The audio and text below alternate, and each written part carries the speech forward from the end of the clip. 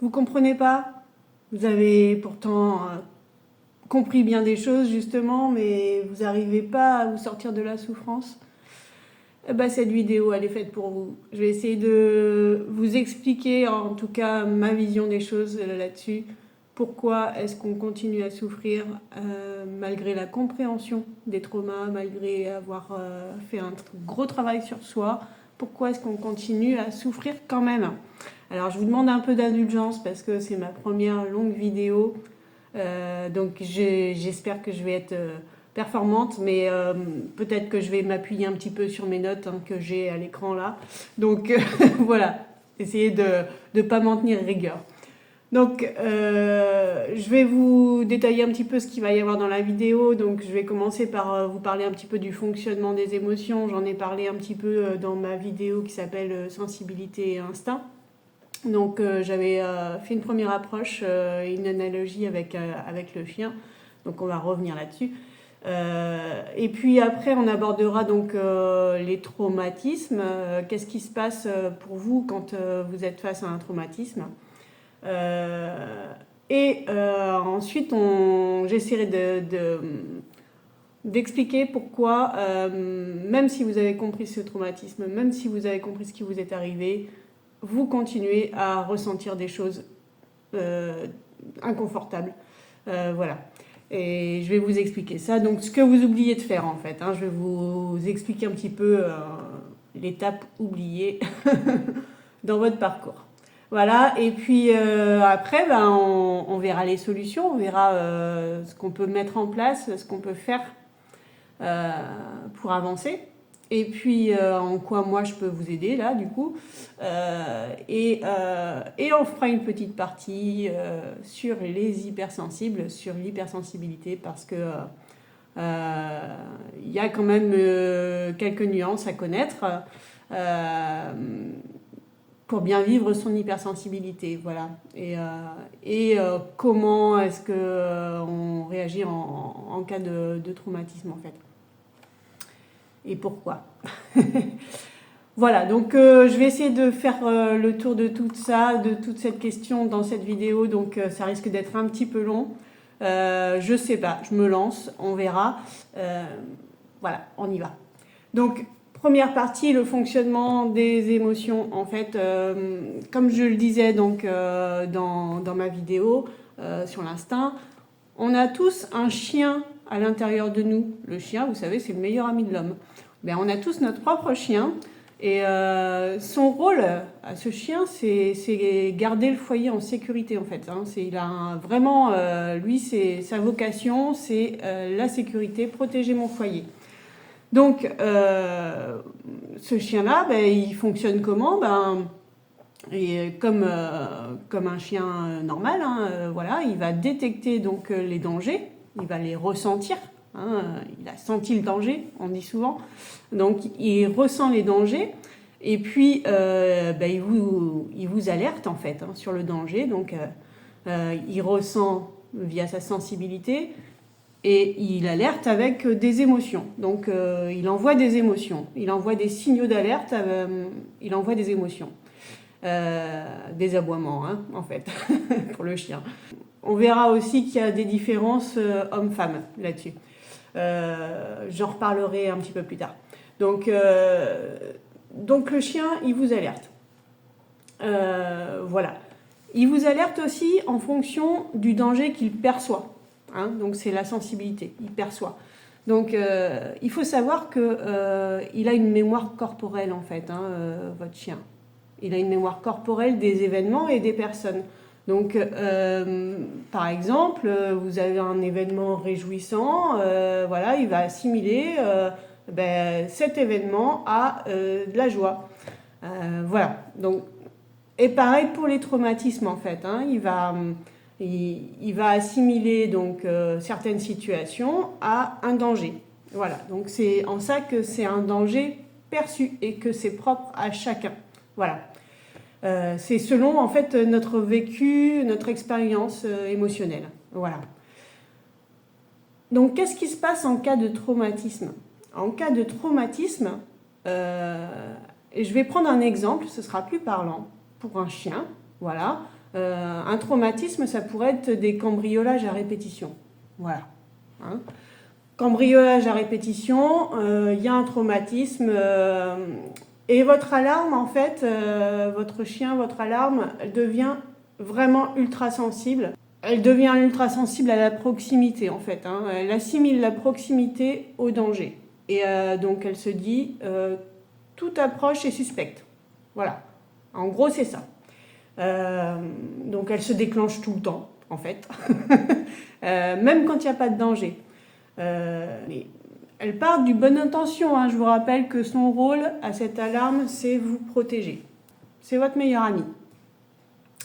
Donc ensuite, votre alarme, elle passe en mode, ce que j'appelle, en mode alerte attentat. En fait, voilà, votre alarme, elle était fonctionnelle, normale, machin, voilà.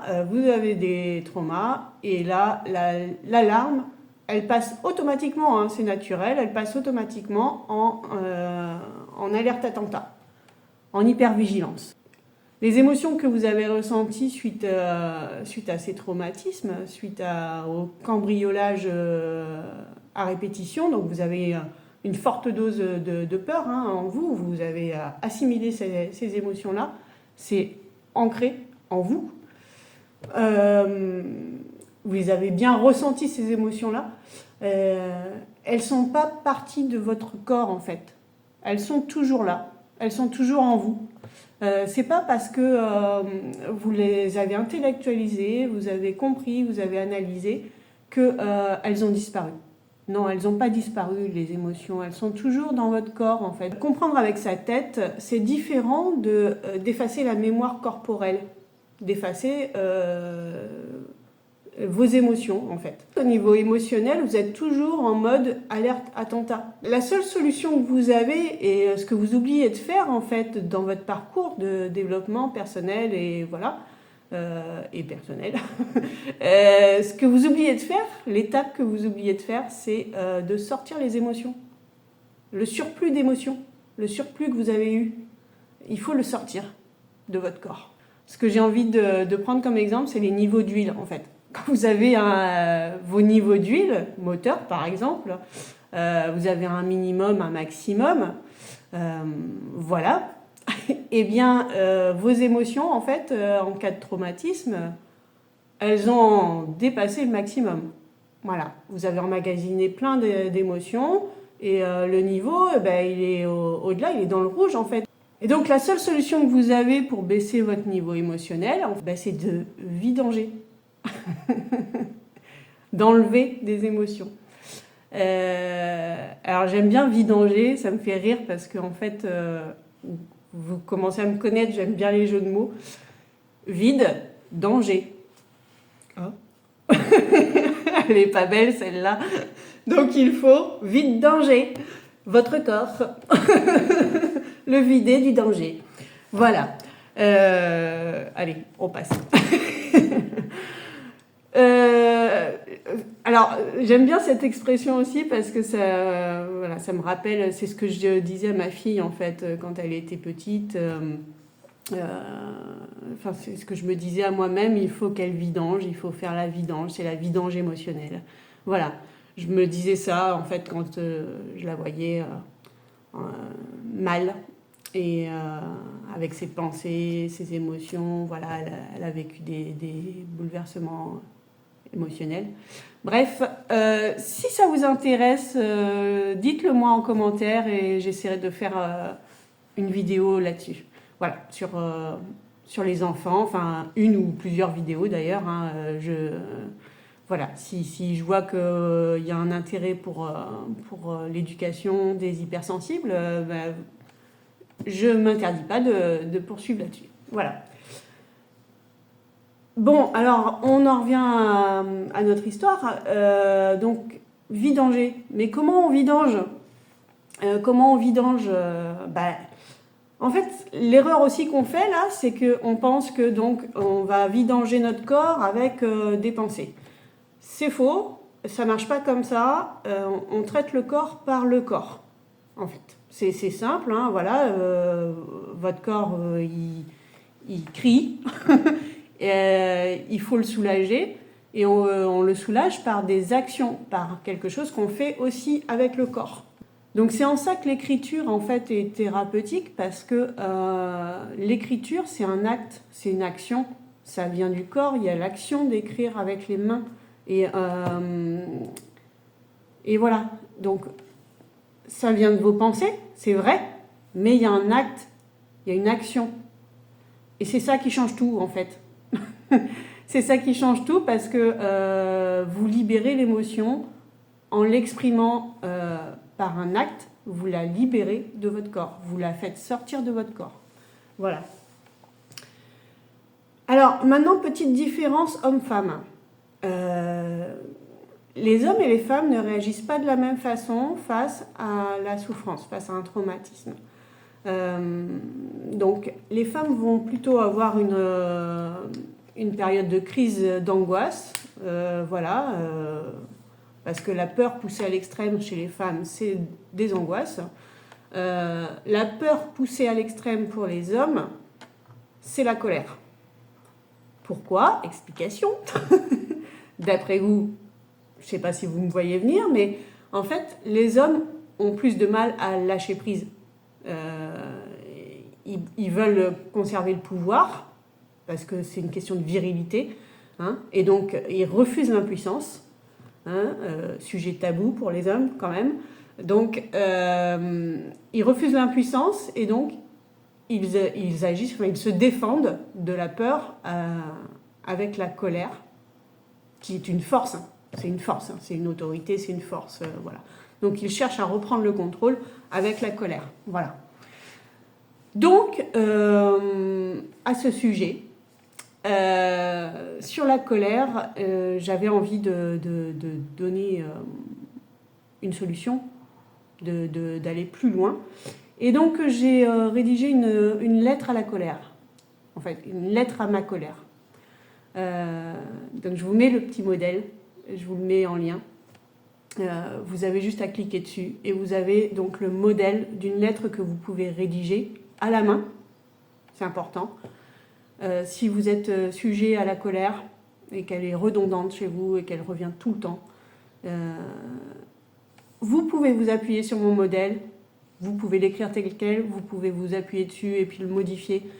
En tout cas, voilà, j'ai fait un petit modèle à ma sauce pour vous. J'espère que ça vous aidera. Voilà. On aborde la dernière partie. La dernière partie, c'est les hypersensibles. Les hypersensibles. Alors, les hypersensibles, chers amis, vous avez un chien intérieur, une alarme naturelle de base, un forfait de base, et vous avez également une IE, ce que j'aime bien appeler l'IE. Jeu de mots, tout ça. Bref, on revient. On se concentre. Donc l'IE, l'intelligence émotionnelle. Vous avez une intelligence émotionnelle développée. En plus du forfait de base, le chien, l'alarme naturelle de base, vous avez une alarme ultra intuitive. Vous êtes passé au forfait pro, quoi. Et vous avez un système de protection de dernière génération, quoi. C'est un truc de fou. Donc des capteurs ultra sensibles, vous ressentez tout beaucoup plus vite. Et vous ressentez aussi plus de dangers potentiels, en fait. Voilà. Donc, vous avez plus d'occasions de ressentir des émotions. Vous avez plus d'occasions de vous sentir en danger aussi. Donc, vous êtes plus vulnérable, on va dire, au traumatisme, aux blessures, à la souffrance, en fait. Donc, il faut en prendre conscience. Il faut prendre conscience que, on en revient au niveau d'huile à la mécanique. Il faut prendre conscience que vos niveaux émotionnels, en fait, ils sont au taquet, quoi. Et vous avez une jauge qui est vraiment déjà à fond de cale, presque. Voilà, qui est déjà au max, quoi. Quasiment naturellement. Vous emmagasinez beaucoup d'émotions naturellement. Donc les plafonds sont les mêmes, mais vous, votre jauge, elle est juste à des niveaux plus élevés que les autres en fait. Votre niveau émotionnel est plus élevé. Vous êtes plus près du max en fait. Hein. Donc si vous ne prenez pas garde, si vous ne faites pas attention à vos émotions, eh bien vous atteignez le niveau max et vous dépassez, vous passez dans le rouge en fait pour la moindre chose. La moindre difficulté, la moindre... voilà, vous passez dans le rouge parce que votre niveau naturel était déjà quasiment au plafond, quoi. Voilà. Donc j'espère que cette explication, ça vous parle. Dites-moi. Donc c'est important en fait pour vous les hypersensibles, c'est très important d'avoir une routine bien-être. D'exprimer vos émotions. C'est encore plus important de les exprimer. Vous ne pouvez pas vous passer de ça parce que si vous vous en passez en fait au quotidien, eh bien voilà, ce qui risque d'arriver. C'est là que les hypersensibles vivent mal leur sensibilité en fait. Hein. C'est à cause de ça. Voilà, vous êtes tout le temps en mode alerte attentat en fait. Vous êtes tout le temps en trauma. Voilà. Donc, vous n'avez pas le choix, il faut vidanger. Donc, en fait, la vraie difficulté pour les hypersensibles, il me semble, c'est pas forcément leur sensibilité. Ils pensent à tort que c'est leur sensibilité qui a un problème. Mais en fait, leurs émotions et tout ça, ils pensent que c'est un problème. Qu'ils sont trop, gna gna gna gna. Mais non, en fait, vous n'êtes pas trop. La nature vous a juste doté d'une alarme ultra sensible. Donc voilà, c'est comme ça, point. La nature vous a doté de ça. Donc elle n'est pas trop, ni pas assez, ni voilà. La nature ne se trompe jamais. Hein, retenez ça. En fait, la vraie difficulté que vous avez, c'est de distinguer ce qui provient de votre sensibilité, de vos capteurs ultra sensibles, de votre alarme ultra performante.